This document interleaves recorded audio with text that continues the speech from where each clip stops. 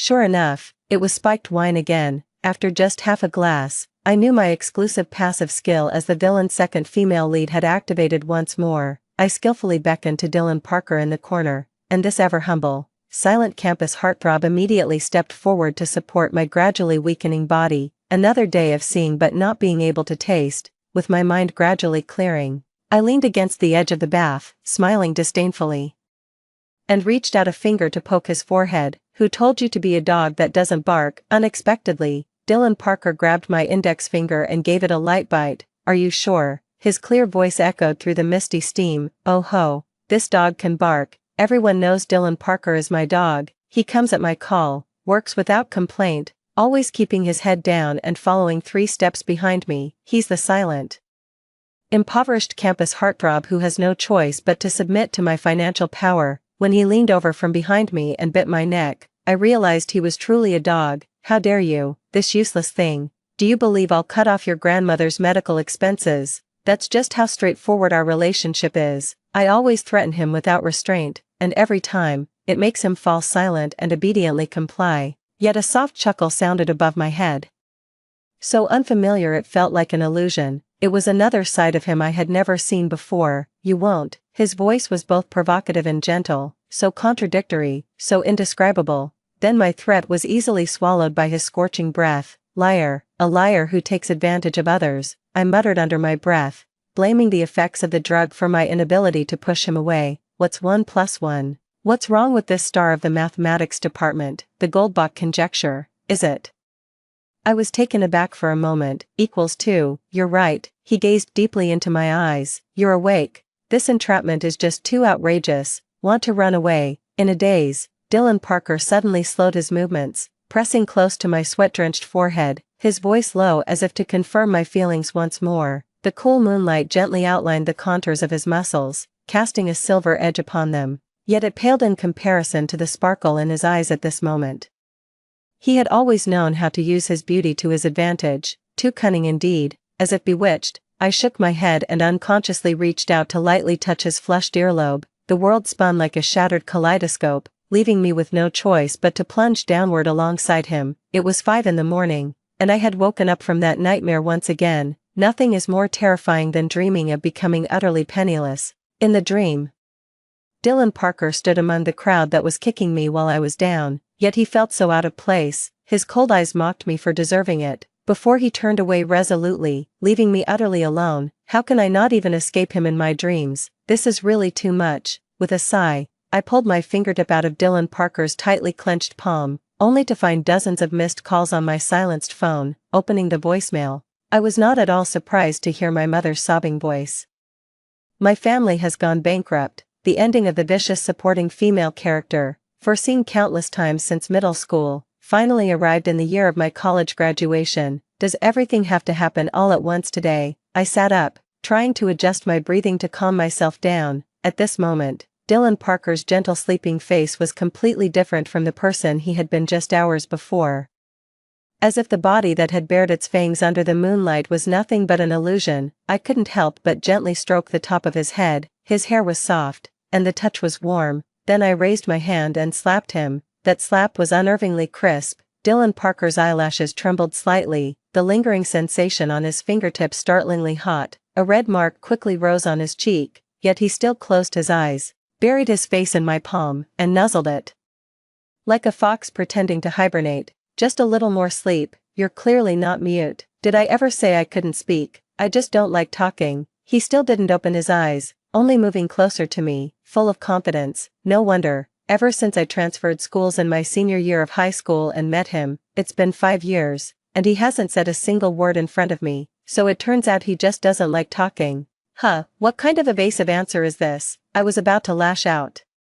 But in the next instant, he pulled me into his arms. That embrace was so warm it made me want to sigh involuntarily. He really is too cunning. Dylan Parker gently rested his chin on the top of my head, lightly rubbing. Are you still angry, miss? He had called me that countless times in messages, and now it easily stung my nerves. But what could I do? I was no longer the miss, and this dog should also be set free. Dylan Parker, I blurted out instinctively, what if I run out of money? Would you walk away without looking back, just like in the dream. Of course, I didn't say the second half out loud. You wouldn't. Dylan Parker seemed to answer without hesitation. Stella Adams, you are a young lady. This was the first time he called me by my name, his tone gentle yet firm. He seems different from the one in my dream. Can I try to bet that he won't leave? Is there even a sliver of a chance to win? As I turned around, I bumped straight into Dylan Parker's clear, dark eyes. And the wound I had bitten into his shoulder was still visible. His gaze was too profound, as if it could see through all my fear and unease. When I came to my senses, we were so close that we were just a centimeter away from kissing. In the gap of a missed heartbeat, he leaned in and claimed my trembling breath, as gentle as a feather brushing over the heart's lake, yet the hand gripping the back of my neck allowed no resistance, just like him, outwardly noble, yet concealing an unknown madness and obsession. Abandoning a puppy is immoral. Maybe things aren't that bad. If I try hard enough, I can still afford to keep him, right? Terrible. I can't even support myself anymore. The day after receiving the call, all the accounts under my name were frozen without exception. Looking at the 4-digit balance left in my e-wallet, I felt my vision go dark. Fortunately, I was wise enough at the beginning of the year to pay the full year's rent for the hotel's top-floor suite in one go, or else I'd be out on the streets now with my haute couture dresses and rare leather bags. As for the medical expenses for Dylan Parker's grandmother, I had already prepaid enough for her long-term treatment plan at the hospital 3 years ago. In a daze, I remembered Dylan Parker's words from last night, "You won't." In a way, he really does know me well. Stop. There's no time to think about him now. The top priority is to figure out how to cover the upcoming tuition fees. I can't just give up on that graduate program in art history I worked so hard to get into. My parents, who are far away abroad, are already overwhelmed and definitely can't be relied on. So, I video called my best friend Whitney Coleman, who's studying in Germany. Whitney Coleman, I'm giving you a chance to owe me a favor. The scene froze for a few seconds, then Whitney Coleman smiled knowingly. Miss Sue, you really are as consistent as ever. Every time I talk to you, I can't help but feel sorry for brother Dylan. So, what's the matter? And she says that about me, as if she's any better, the ultimate pigeon queen who goes around calling everyone brother. It's just that I'm used to her tea-like behavior. I have very few friends, and Whitney Coleman is one of them. As I gazed at the outline of the Gothic spire behind her, I suddenly remembered the time when we went to LM Temple to draw fortune sticks together at the age of 16. The old abbot's withered fingers brushed over our fortune slips, the sandalwood incense curling into mist around the villainess's ominous verdict. Despite sharing similar upbringings, Whitney Coleman was nothing like me, always baring my claws and making a scene. This gentle, sensible, and unattainable tea-type white moonlight had a far better reputation. She didn't even possess that inexplicable luck, almost a passive skill for a villainess. Unlike me, if there was a single tampered drink in the room, I was guaranteed to be the one who ended up drinking it, no matter who it was intended for. That's just absurd. Now she's trapped in the ivory tower by the Rhine, while I'm being pushed toward the final chapter of the story. I sighed and poured out the current situation to her all at once. Whitney Coleman couldn't help but ask, "Did you accidentally stumble into someone's main storyline?" "Not really. You know, I've been trying to avoid anyone with the surnames Green, Turner, Lincoln, Franklin, or Hayes, and I run even faster when I see less common ones. Who would have thought it would still end up like this? Have you considered selling that bag you bought at Christie's last month? It would cover a year's tuition." Whitney Coleman picked up her coffee and took a light sip. "Which bag?" I thought for a moment. "The one with the diamond lock. It's too flashy. Do I want the whole world to know my family is bankrupt? You can't keep it hidden forever. It'll get back to China sooner or later. I really don't think your current predicament can be solved by selling starch sausages and shaking milk tea. Here, take this supplementary card for now. At the very least, you won't go hungry." "You're really quite sensible, Whitney Coleman. Thank you for the compliment. Remember to say hello to brother Dylan for me." I couldn't help but roll my eyes. "He's not good at all. He's a liar. Did you know he can actually talk?" Whitney Coleman didn't show the slightest hint of surprise. Brother Dylan was never mute. Wait a minute, what's going on? Am I the only one who thinks he can't speak? I always thought calling him mute was some kind of private play between the two of you. Am I some kind of weird person? You are. Whitney Coleman couldn't help but rub her forehead. "Back then, before I actually met brother Dylan, your description of him made me think you had just rescued a good-looking stray dog. I don't admit it. It's just that Dylan Parker, that scoundrel, is deliberately lying to me. Anyway, I don't plan to keep this dog anymore. I can't afford to raise it at all. Whoever wants to raise it can have it, I muttered under my breath, completely ignoring the subtle change in Whitney Coleman's expression. Brother Dylan, long time no see, Whitney Coleman interrupted me, her gaze going over my shoulder. I won't disturb your dinner. The black screen after ending the call reflected Dylan Parker's stern face. This dog, walking without a sound. I shouldn't have gotten into the habit of giving him the hotel key card. Could he have heard my declaration about abandoning him? The crystal chandelier scattered fine, star-like reflections across the ceiling of the French restaurant. Dylan Parker was leisurely slicing foie gras for me, his wrist looking even more elegant against the pale bone china plate. From the moment we left the house until now, he hadn't spoken another word. If he was angry, he still acted as obedient as ever. It stirred a nameless fire in my heart, a kind of frustration with nowhere to vent. Oh my God, Lucy Bell, who had just walked in, exclaimed that it was sickeningly sweet, striding toward me in her 12-centimeter-high red-soled shoes. Why is Stella sitting in the lobby? You used to change private rooms if the sommelier breathed too heavily. She leaned in, shaking her Van Cleef Arpels bracelet. I heard your father even sold his private jet. I gave a slight smirk. The news about your dad losing 5 apartments in the casino last month. Do you need me to lend you the 7th Weekly to reminisce? Whispers of laughter came from the crowd.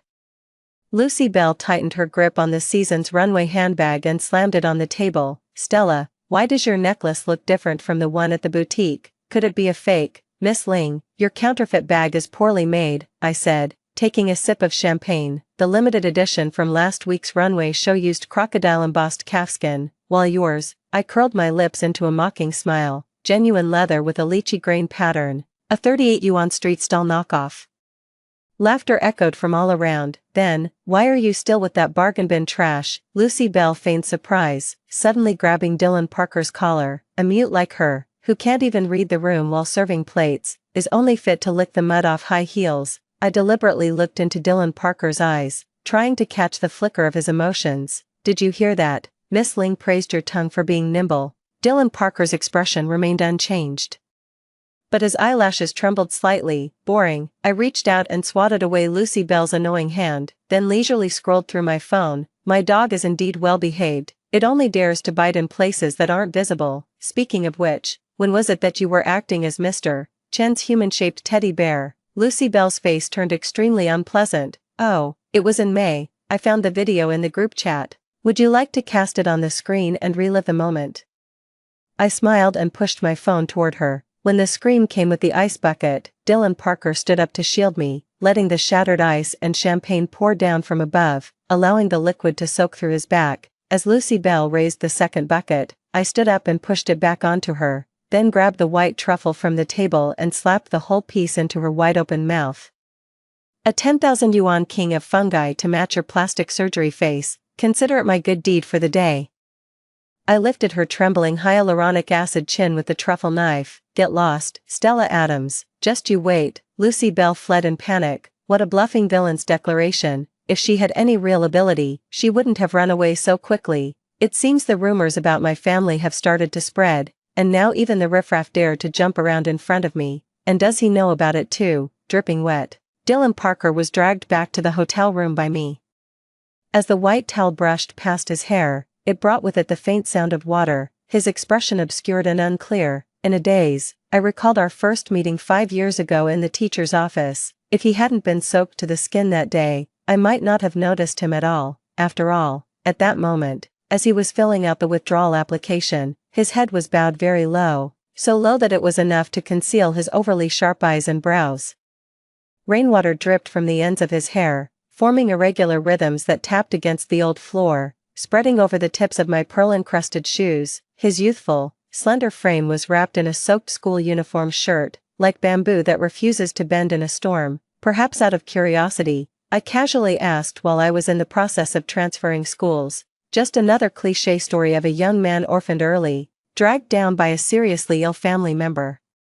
Rubbing the black card in my bag, I suddenly felt those numbers become tangible. What he lacks, I have in abundance. It wouldn't hurt to give him a little. Human, want to be my dog. Looking back now, that impulsive invitation was laced with excessive pity and a touch of arrogant malice. Even without a mirror that day, I can still recall how arrogant I was at 17, I even lifted his chin with a Mont Blanc pen, then, unsurprisingly, I was captivated by his eyes, which seemed to sparkle with starlight. Even though Dylan Parker's expression was cold and distant at that moment. "I'll cover your grandmother's medical expenses," I poked his chest with the tip of my pen. "I'll also pay for your university tuition." Dylan Parker remained silent, only frowning. "Bark once for me to hear." He stared at me, silent in response. How could anyone refuse such a good opportunity to be my dog? Could it be that he's mute? I examined him carefully, not even sparing the slightly upturned corners of his eyes. "He's just too good looking. It's fine if he can't speak.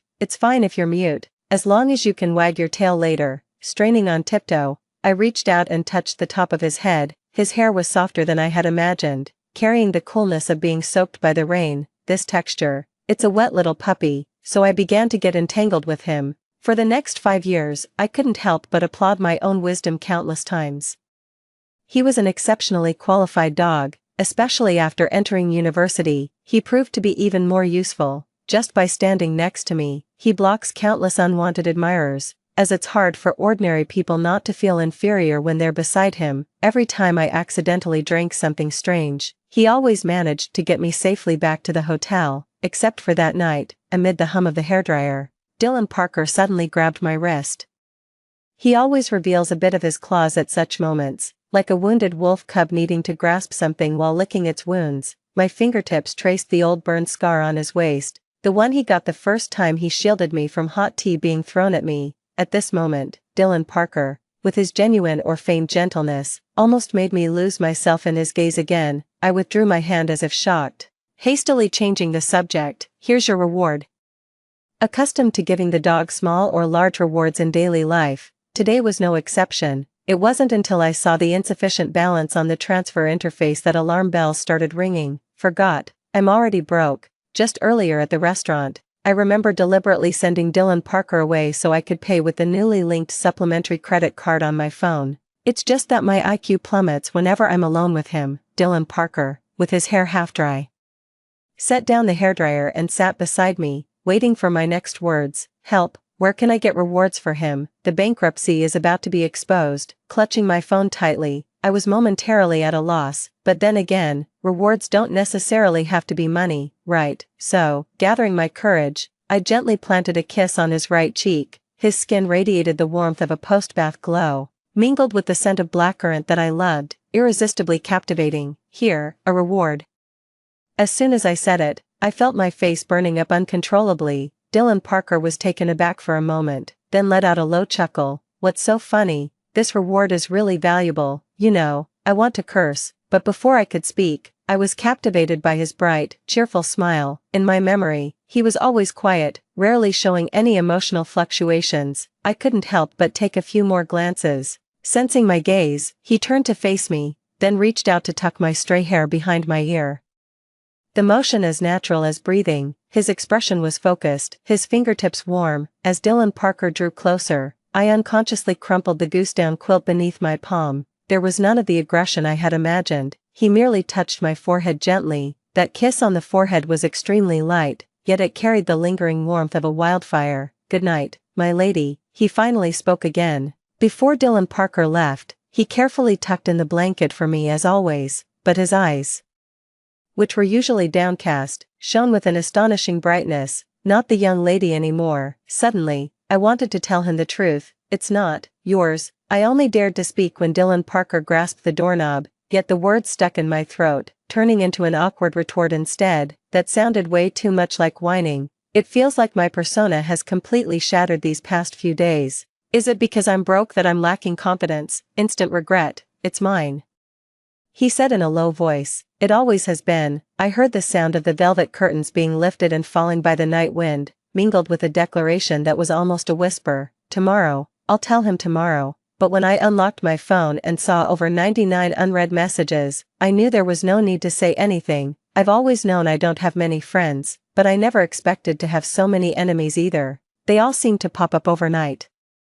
Those who used to flatter and fawn over me have now torn off their masks, revealing their ugly faces. And among them, Lucy Bell is undoubtedly the most active. She seemed to have found the perfect opportunity to thoroughly trample me underfoot. spreading my misfortune far and wide in various group chats. She even fabricated numerous unsavory rumors, claiming that my usual elegance was all an act and that I was now nothing but a pitiful creature stripped of financial protection. Her excessive enthusiasm made it seem as if she had been assigned a task by some system, blindly following a script. Right, I had no time to bother with these clowns. I didn't even go looking for my missing dog, let alone them. After discovering that the news had already spread, I immediately contacted the auction house and began organizing my bags and jewelry. After all, I couldn't keep swiping Whitney Coleman's card forever. Who would have thought that in just a few days Lucy Bell would come knocking on my door? The sound of a ceramic cup shattering on the floor startled everyone, causing them to look up. Shards of porcelain flew in all directions, and I quickly pushed my chair back to avoid the scalding coffee. Sorry, I accidentally knocked over your coffee. Lucy Bell covered her mouth and took 2 steps back, her voice trembling with just the right amount of distress, audible to every onlooker in the cafe. Oh my, Stella. Why are you covered in red marks all over? I know your family went bankrupt and you need money, but you can't just. No, why are you still singing and dancing here? It's my fault. It was my mistake to let her go before. Facing the twisted delight in Lucy Bell's eyes, I smiled and said, Miss Ling, since you're so passionate about making up stories, why not become a screenwriter? Maybe you could even make a fortune with your imagination. But you don't, you just love to chatter online. Slowly turning the sapphire ring on my middle finger, I looked straight into her eyes. I've already secured the evidence and reported it to the police. Care to learn about Article 246 of the criminal law? I unlocked my phone and opened the photo album. The police receipt on the screen was reflected in Lucy Bell's suddenly constricted pupils. Oh my, could it be that Miss Ling doesn't know? Fabricating facts to slander others is a crime, and even using a small account can be traced, you know. I deliberately mimicked Lucy Bell's tone to annoy her, who doesn't know how to act like a hypocritical, two-faced green tea. The roar of a sports car came from outside the glass door, and I caught sight of Leo Chen's flashy bright purple Lamborghini parked crookedly in the no parking zone. A shop assistant hurried over to remind him, only to be hit in the face by a 100 yuan bill he casually tossed out. How familiar this scene was. Last year at the charity gala, Leo Chen had similarly thrown a check onto the artwork of an autistic child, and it was Dylan Parker who picked it up and handed it to the young artist with both hands. Thinking of Dylan Parker, my thoughts couldn't help but drift a little further. Who could blame him? He's been out of contact for 5 days. Stella Adams, you. Lucy Bell's hands clenched into fists, her manicured nails nearly digging into her palms, and her carefully styled curls trembled. Waiting, I waved my phone. My tone full of provocation. I want to see your public apology statement on all social media platforms and group chats within 5 minutes. I'm waiting. Don't let the tension get so high between you two beauties. Leo Chen pretended to be suave as he flicked his bangs, his face feigning concern. The greasy smile made me feel nauseous, so I sidestepped to avoid his outstretched hand. Perfect. If two come, I'll take care of both. The message he sent earlier disgusted me. Come to bar tonight, and I'll give you a chance to be a kept woman. It even came with a greasy selfie. Ugh, what nonsense. Giving me a chance. Does he even deserve it? Stella Adams, why take it so seriously, Lucy? She just. Leo Chen tried to defend Lucy Bell, still wearing that hypocritical smile on his face. I didn't hesitate to cut him off. She was just joking. I don't find it funny. She's a fully capable adult, not a minor. Or you'd already be in jail. You better not. Don't refuse a toast only to be forced to drink a forfeit. Mr. Chen's drinks are always spiked. I won't drink them. I stared at him coldly, my eyes showing no trace of fear. Stella Adams, who are you trying to act all high and mighty for? Lucy Bell, emboldened by having someone back her up, regained her momentum. Everyone knows your family went bankrupt. A fallen phoenix is still better than you. Both of you have such tacky and limited vocabulary. One's a wolf, the other a jackal. Just wait until the loan sharks. Leo Chen tried to continue, but I cut him off again, pinned to the roulette table by loan sharks. Who was it that lost his pants in the casino last year and had to borrow from the bellboy? I deliberately raised my voice so everyone could hear. Seems like it was you, Mr. Chen. The bulging veins on Leo Chen's forehead reminded me of a bulldog whose tail had been stepped on. You. If you kneel down and polish my shoes right now, I'll forgive what you just said. His stammering was utterly ridiculous. I continued, what do you mean, you, Mr. Chen, you were far more professional last month when you were licking your stepmother's feet. Would you like me to pull up the dashcam footage for Chairman Chen to enjoy? They're going all out, they're going all out, the onlookers murmured, and some couldn't help but laugh, seeing Liu Chen being pushed back step by step. Lucy Bell quickly raised her voice and questioned, and what kind of good person are you, Stella Adams? Do you dare say you haven't bullied your classmates? Tell me, who exactly have I bullied? I stood up, and Lucy Bell, seeing this, quickly hid behind Liu Chen. Your watchdog, Dylan Parker. Me, bullying him? I should have known Lucy Bell would use him to stir up trouble. You're just taking advantage of your power, treating a mute like a beast of burden, now that you're bankrupt. He's run off, hasn't he? I hesitated, at a loss for how to respond. Before, how many admirers did Dylan Parker turn down? All for you, always at your beck and call, coming and going as you pleased. Where is he now? Seeing that I remained silent, Lucy Bell thought she had caught me off guard and resumed her smug smile. Do you really think he was sincere with you? If he were, he wouldn't have been so quick to distance himself from you. She seems to be right, Dylan Parker has left, hasn't he? Just like the dream I've repeated countless times before. In the dream, I reached out to grab the fluttering hem of his clothes, but all I grasped was the cold drizzle. Do you think I care about his sincerity? Knowing full well I had stepped into a self-justification trap, I still couldn't help but argue back. I was acutely aware of how little confidence I truly had behind such a forceful statement. Admit it, Stella Adams. You have nothing left. Lucy Bell, in her red-soled high heels, took 2 steps closer and gave me a sudden shove. For a moment, I was dazed, nearly falling backward to the ground, but unexpectedly, I fell into a familiar embrace, wrapped in an intoxicating scent of blackcurrant. Dylan Parker always seems to stop the spread of my sorrow just in time. Not by pulling me up with force from a superior position, but effortlessly lifted me up steadily. At this moment, Dylan Parker was kneeling on one knee, holding my calf. Only then did I notice that the porcelain shards from earlier had grazed my ankle, and a thin wound was oozing blood. When did he arrive, and how much did he hear? I suspect I have another hidden skill, being caught red-handed 100% of the time when I speak recklessly. The hem of the black cashmere coat swept over the mess on the floor. Dylan Parker lowered his gaze to examine the wound, his profile carved into a stern silhouette by the interplay of light and shadow. Your knight in shining armor arrived a bit late, huh? Liu Chen sneered, kicking aside the shattered porcelain at his feet. What, gonna lick your master's wounds? Dylan Parker paid no attention, his well-defined knuckles cradled my heel. After gently cleaning and disinfecting the wound, he applied a band-aid he carried with him. His eyelashes, gilded with a pale gold in the halo of light, cast shadows that perfectly concealed the turbulent emotion swirling in his eyes. What are you pretending? So what if you're the school heartthrob? So what if you're a top student? You're still just a mute, perfect match for a poor. Lucy Bell's sharp taunt caught in her throat. Dylan Parker, who had just finished treating my wound, slowly raised his eyes. His dark pupils churned with a suffocating sense of oppression. Not a mute, his voice was icy, each word falling clearly into the suddenly dead silence. Sorry to disappoint you both. Among the onlookers, a girl gasped softly, excitedly tugging at her companion. That voice, if he were to host next month's graduation ball, what would the broadcasting department even have left to do? Impossible, you're clearly disabled. Lucy Bell trembled as she stepped back, her stiletto heels catching on the overturned chair. The humiliation scene she had meticulously planned was now backfiring at a terrifying speed. Her phone was flooded with messages. Those who had once joined her in mocking me were now live-streaming her breakdown in every group chat. Someone had even changed the group name to Princess Vivian's Epic Fail. Liu Chen suddenly started clapping. Bravo. You pretended to be mute for 4 years, just to play the hero and save the beauty today.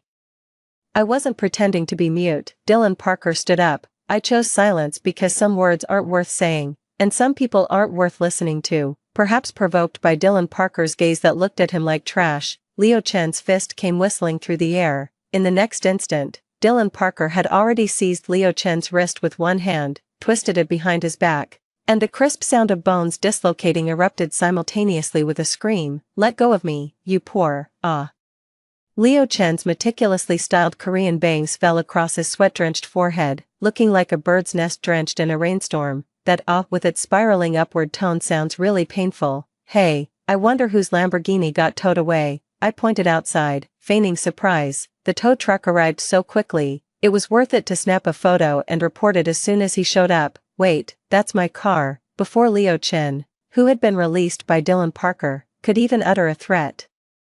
He hurriedly chased after the tow truck. The onlookers in the coffee shop were already doubled over with laughter. Seeing the commotion, Lucy Bell took the opportunity to slip away unnoticed, ignoring everyone's astonishment. Dylan Parker scooped me up in his arms, his movements fluid and seamless, and strode steadily out of the coffee shop. All right, playing awkward, huh? Put me down, I didn't sprain my ankle. I tugged at his collar. Dylan Parker just kept walking on his own.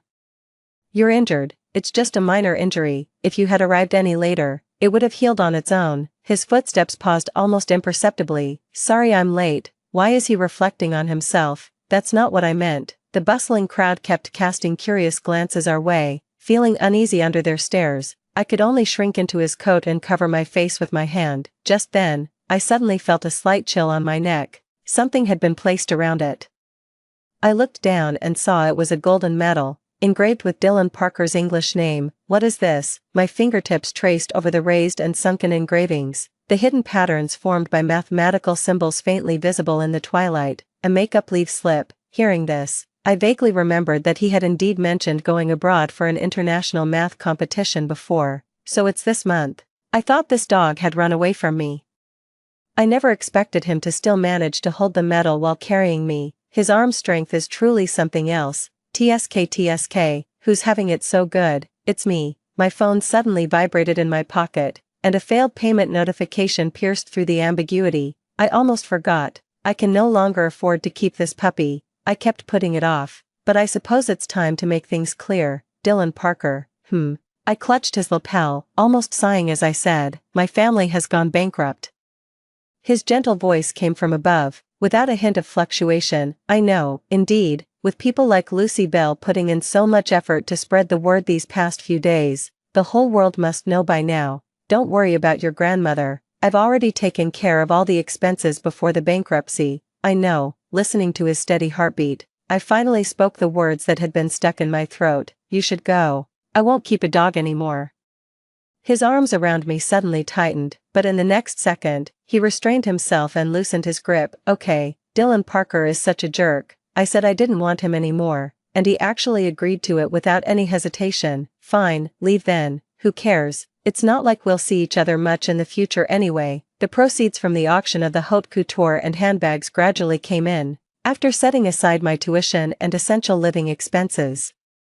I transferred all the remaining money to my parents. During our video call, my dad cried uncontrollably, saying I had grown up. I argued that I had always been mature, but I couldn't help feeling a bit dazed. Had I really grown up? Perhaps so. Not only did she return the starry blue evening gown she had specially ordered 2 quarters in advance for the prom, but she also set free the dog she had forcibly kept by her side. How could that not be considered growth? It was the night of the prom.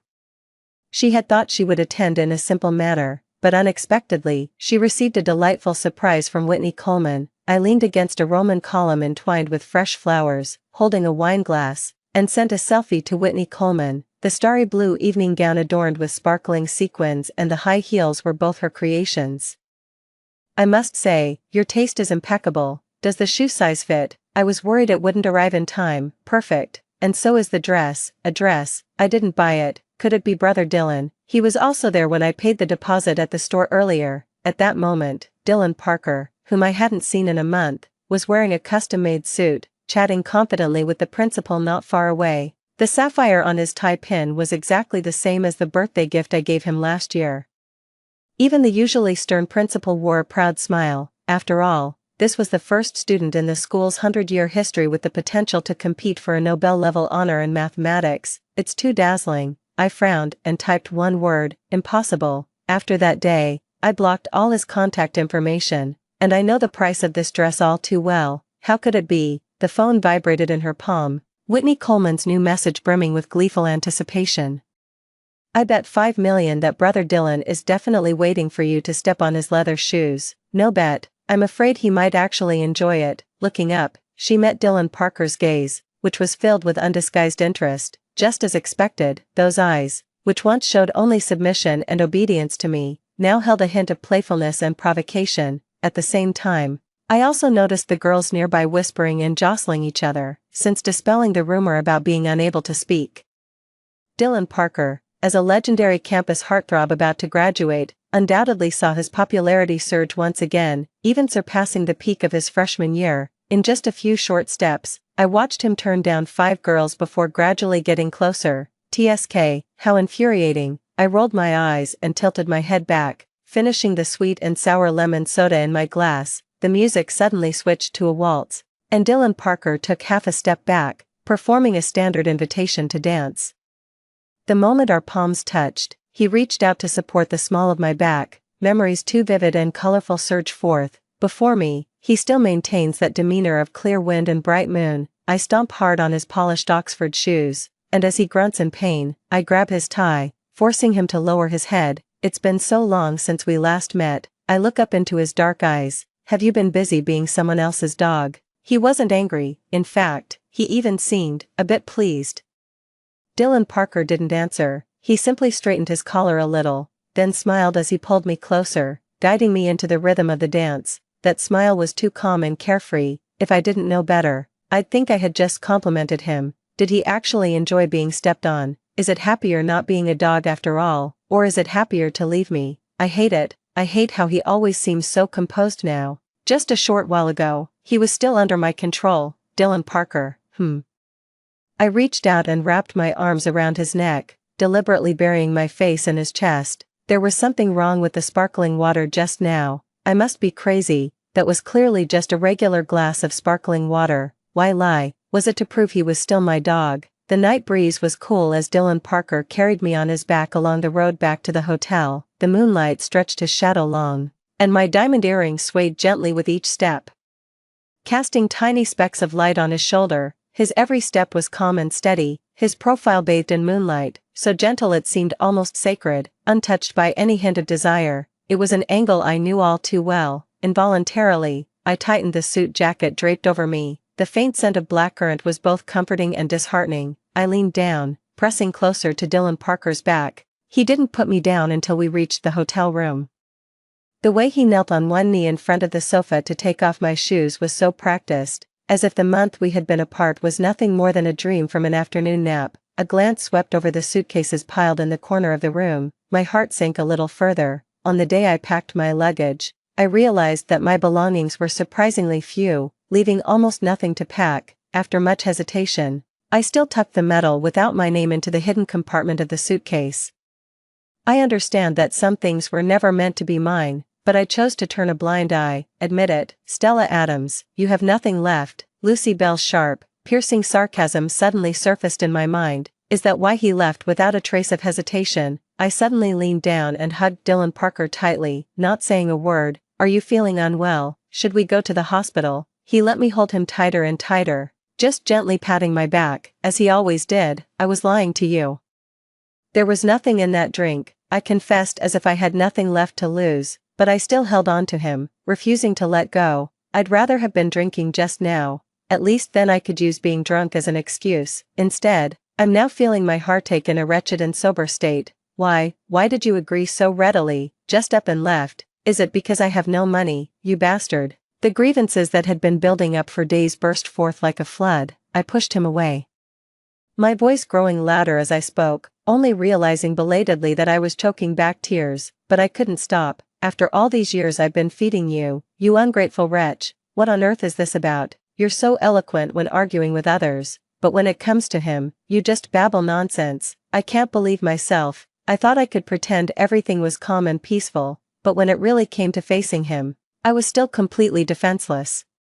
Outside the floor-to-ceiling window, the starry river sparkled brilliantly. Dylan Parker suddenly stood up, enveloping me entirely in his shadow. With a gentle motion, he wiped away the moisture at the corner of my eye, his gesture as if polishing a fragile antique porcelain. I bit down on the fleshy part of his hand in retaliation, only to be met with a light chuckle and the slight upward curve of his lips. This scene felt so familiar. The gentle facade had crumbled, revealing the sharp fangs he now bared. Because what you've always wanted was never to be held back. Dylan Parker withdrew his hand, gently licking the spot I had bitten, his usually cool voice cracking with emotion. You wanted to see me lose control for you, break all my principles, just like now. My hidden thoughts were exposed, and before I could even refute them, my breath was suddenly overtaken by a scorching heat. Dylan Parker cradled the back of my neck, leaving me with no escape. His gaze deep and intense. When you said there was something wrong with the sparkling water, what did you hope I would do? Darkness amplified the faint rustle of fabric, his palm with its slight calluses tracing the curve of my calf before finally coming to rest at the top of the zipper on my lower back. Do you want me to turn into a mad dog, tearing apart this dress to explore every inch of you, or would you prefer a loyal hound, guarding you until dawn? In a panic, I grabbed his fingers just as they were about to slide downward, only for him to turn his hand and pin mine against the back of the sofa. Every wish of yours, I will fulfill. His fingertip hooked the metal pull of the zipper, gently rubbing it as if patiently solving an equation. Yet his warm breath was deliberately aimed at the most sensitive spot behind my ear. You clearly know the answer. I turned my head to avoid his almost imperceptible touch, my voice trembling on the verge of tears. You know it all too well. With his eyes closed, he suddenly relaxed his strength, pressing his forehead against mine with tender care. I don't know. The trembling voice of a once reserved man, now vulnerable in his affection, was more devastating than any sweet words. I want you to be my dog, never leaving me for a lifetime. I choked up, clutching the stray hairs at the back of his head. I like you. The strands of hair entwined around my fingers like threads of fate, and in that moment, I could finally face my true feelings. I already am. He lowered his head and gently kissed my trembling eyelashes, his tenderness seemingly filled with endless affection. The first snow of the city fell on a Saturday morning. I was curled up on a camel wool rug in front of the apartment fireplace, forwarding Lucy Bell's apology video to Whitney Coleman for us to appreciate together. If you ask me, she should just give up the appeal, quietly apologize, and pay compensation. After all, those various fan-made videos of her going crazy in court and arguing with her own lawyer have even higher view counts. Why are you laughing so happily? Dylan Parker had just finished a video call with my grandmother and handed me a glass of mulled wine. On his wrist, peeking out from his sleeve, was the bite mark I had left in a fit of pique last night. Who told him never to dodge? Feeling guilty, I stared at that ring of teeth marks and took a sip of the hot mulled wine. It carried the aroma of citrus and cinnamon. Lucy Bell just publicly apologized, and the compensation has been paid. I'm in a good mood.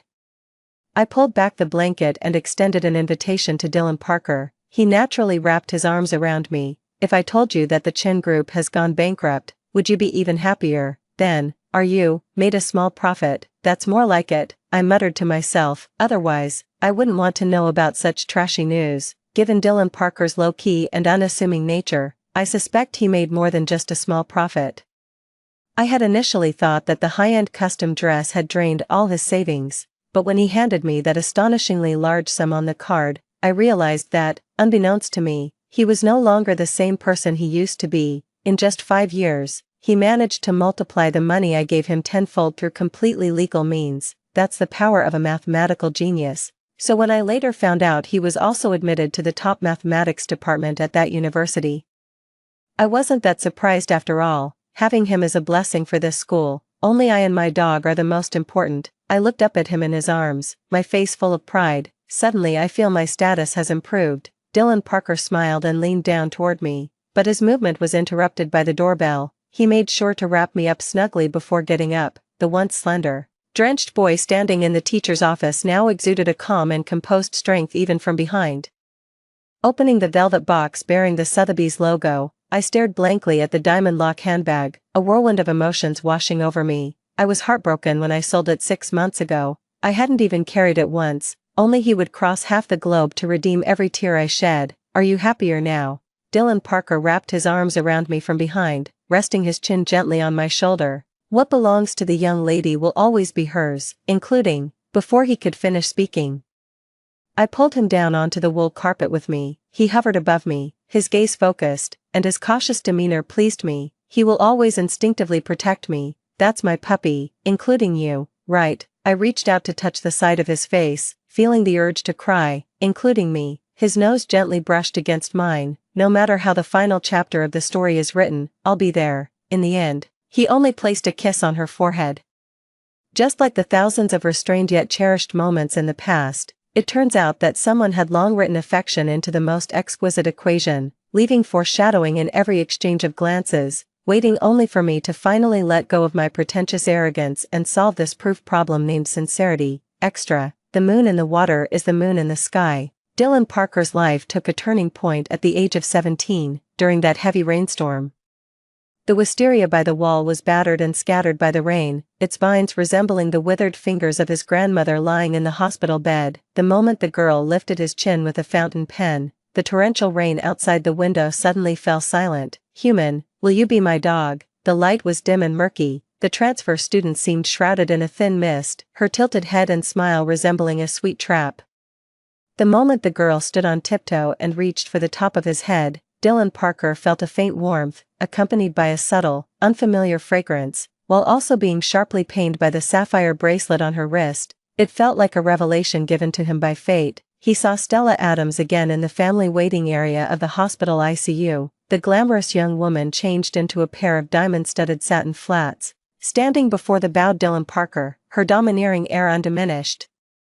She slapped the black card on the table in front of him, grabbed his hand to sign the critical condition notice, and checked all the self-pay options. Useless, hurry back to school and be my dog once you're sober. He looked up, catching only the slender silhouette of her retreating figure, yet she stood as imposing as a deity. Alright, let's just say I promised her, it's just that she misunderstood from the start that he couldn't speak, and he didn't want to respond to her too much at the time. After missing the chance to explain, it became even harder to speak up, so he began to remain silent for a long time. The following summer, there was very little rain. The cicadas chirping tore through the summer heat as Stella Adams sat in the shade of a tree, fanning herself with Dylan Parker's exam admission ticket. If you fail the exam, I'll break your dog legs. With a mischievous grin, she stuffed the half-eaten pink popsicle into his mouth, the bright threat, wrapped in the sweet fragrance of lychee, was met by Dylan Parker's unwavering gaze as he watched her walk away with Whitney Coleman, swallowing every last bit. Her willful and capricious nature had unknowingly become the shackles he willingly embraced. From then on, whenever Stella Adams had leftovers or found something unpalatable, she would toss it to Dylan Parker, and he would silently accept it all. This habit sometimes even led to both of them catching a cold at the same time, of course, even when both were ill. It was still him who took care of her. Whitney Coleman had reminded Stella Adams to know when to stop, to which Stella Adams just muttered, "He won't die, just don't give him chocolate." Alright, you're really treating him like a dog, aren't you? Over the next 4 years, Dylan Parker learned to undo her braids late at night, gently untangling the strands caught in her necklace. He learned to remember the signature dishes of dozens of Michelin-starred restaurants, accurately suggesting the most appetizing option of the day whenever she said whatever. He learned to shield her from all prying gazes with his body, even if it meant being scalded by hot tea and left with a permanent scar. No matter how the rumors spread, he remained her most loyal dog, following her like a shadow. The thoughts of others were utterly irrelevant. What he most wanted to capture was the true meaning hidden beneath her harsh words. Yet why did every step closer to her make the unease in his heart grow more persistent? Was it because of the abandonment declarations she always had on her lips? Or perhaps, he knew all too well that even without him, she was strong enough. Besides, there were plenty of people eager to serve her like a dog. He had spent years persuading them to back off. And one thing Dylan Parker was also acutely aware of: if his opponent were her, all his composure would be nothing but a bluff. At this moment, Stella Adams, having mistakenly drunk the spiked champagne, was curled up on the hotel bed, her forehead covered in a light sweat. Dylan Parker was in the bathroom, splashing cold water on his face to force himself to stay awake. Ever since entering university, it was as if a hidden switch had been triggered. Stella Adams's luck began to turn strange. Dylan Parker had observed it carefully but still couldn't make sense of it. For the sake of her health, he couldn't always rely on medication to keep her asleep, so, on nights like these, it was torture for both her and him. His knuckles pressed against the dark marble countertop, turning pale. The reflection in the mirror showed the dark red marks on his neck, and Dylan Parker couldn't help but recall how Stella Adams, with dazed eyes, had entangled herself with him just moments before. The way she called his name, the way she smiled at him, the way she threw herself into his embrace. Each one lured him deeper into the abyss of desire, and when she woke up sober the next day, she would only mock him for being such a good dog. Unmoved, he knew this was her source of amusement. At 22, aside from having blossomed into even greater beauty, she was no different from the girl she had been at 17. she still liked to poke his forehead with her finger, both naive and arrogant, with a touch of overly exposed defiance.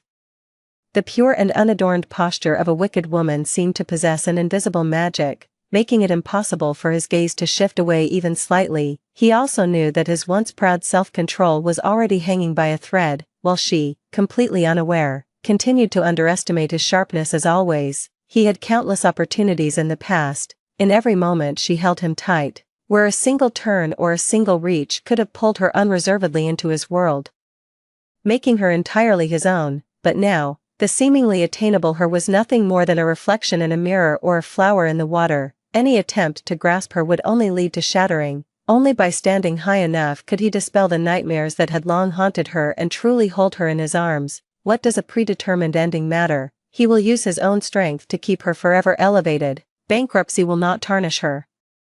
It will only make him see his own greed. He is more eager than he imagined to become her lifeline. He wants to nourish her with all his tenderness and love, to let her remain free and unrestrained, growing as she pleases. For this, he has been gathering energy, striving toward the ending where she exists. At dawn, when the morning dew had yet to dry, Dylan Parker on the sofa was awakened by his biological clock. A light drizzle drifted outside the window.